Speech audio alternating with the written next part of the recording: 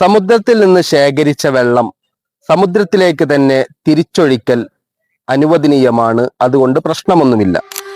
അതേസമയം സമുദ്രത്തിൽ നിന്നൊരു മത്സ്യബന്ധനം നടത്തി ആ മത്സ്യത്തെ വീണ്ടും തിരിച്ച് സമുദ്രത്തിലേക്ക് തന്നെ എറിയുന്നതിന്റെ വിധി ഹറാമാണ്, നിഷിദ്ധമാണ്.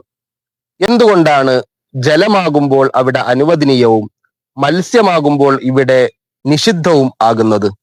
വല്ലാത്ത ചോദ്യത്തിന് മറുപടി പറയാം.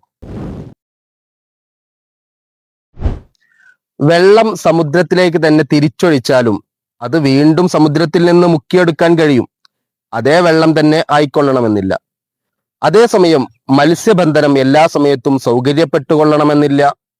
കിട്ടിയ ഒരു മത്സ്യത്തെ സമുദ്രത്തിലേക്ക് തന്നെ തിരിച്ചറിയുന്നതിലൂടെ ആ കിട്ടിയ മുതലിനെ പാഴാക്കി കളയലാണ്. അങ്ങനെ പാഴാക്കി കളയൽ നിഷിദ്ധമാണ്, ഹറാമാണ്. ഷെർവാനി 3-ാം വാള്യം 389-ാമത്തെ പേജിൽ ഇക്കാര്യം നമുക്ക് കാണാൻ കഴിയും. അടുത്ത ചോദ്യവുമായി വീണ്ടും കാണാം.